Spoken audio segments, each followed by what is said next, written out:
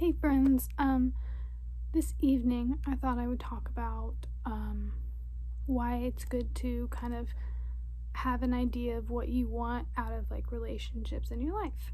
And that can be romantic, that can be familial, that can be friendships, any types of relationships at all. It's kind of good to have an idea of what you want to get out of those relationships before going into them.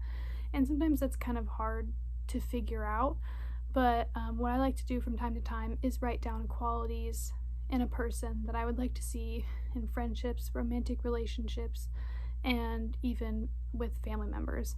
And I think that that is a really good method to kind of get your thoughts out there.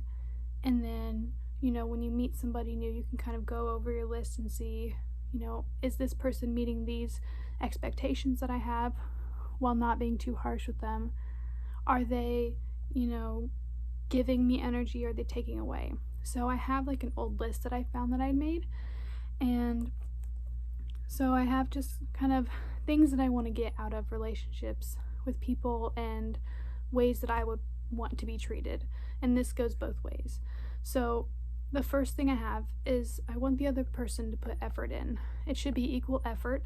And sometimes, it wavers. It could be 50-50. It could be 60-40. Some days we have hard days. And so we kind of need the other one to pick up the slack a little bit. And that is totally okay. That's natural. It happens. But effort should be put in from both sides. That is extremely important. So it's not just a one-sided friendship, because I've experienced that a lot in my past. And it's not good for anybody. I want them to care about mental health, and by that I mean I think that you should be able to have those conversations and talk about what you're feeling, and they should want to be there and listen for you as you should for them. I think it's good to kind of know yourself and know when things don't make you feel right, and know when the situation you're in is bad. And I think those things are important. So for somebody to be able to take care of their own mental health as well as being there for you with yours, that is a huge quality that I love to see in people. And I think it is extremely important to have that sense of self, and to also be able to listen to other people and offer advice, or just honestly listen and be there as a friend. I think that's very important. Equally make decisions so that one person doesn't always have to. That is one thing I've always struggled with. I am just like extremely indecisive, and that comes from my social anxiety and just anxiety in general and my OCD.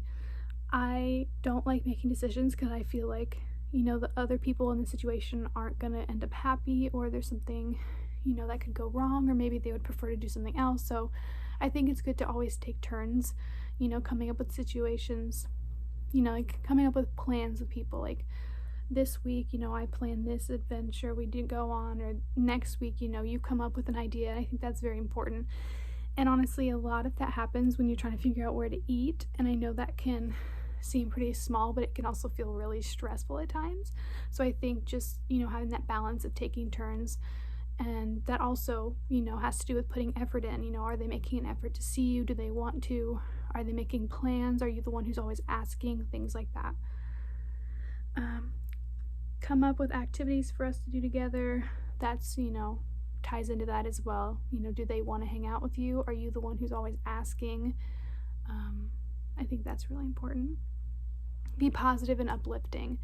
When you have someone in your life who's always negative or upset and never wants to be there for you, that's going to drain your own battery, and that's not good for you, and that's not good for them, and it's not fair. So try and surround yourself with people who are very positive and uplifting and know you well, and know how to help you in situations, and just you can hype each other up, because that is real friendship. And I also think it's important to take pride in yourself. We stress ourselves out and we have a lot of insecurities, but to take pride in yourself and have confidence in who you are, and being able to show yourself without, feeling like you need to hide, like being weird or being, loud and excited. I feel like that's really important. We should all be able to express those feelings as much as we want and not be judged for them. So I think that's extremely important to have. And there can be, a lot of trouble finding, those people in our lives. And, you don't always know what you're looking for and what you're not, and that's totally okay. There's no rush. I mean, you don't always know. Sometimes you learn lessons from other relationships, and so you can apply them to your next ones. But, I think it's good to have a list of these things, just like basic step by steps that aren't too, intense and, not too out of reach for people. Because if you put too harsh, restrictions and like you're wanting all these intense things from someone, that can be too much and it can almost be impossible for them to meet those qualifications to be in your life. So just knowing when, you're doing too much or not enough, that's really important. And I think it's good to have a list of these things because in the future, if you come across someone who meets all these boxes, they check them all, then this is somebody that I want to keep in my life.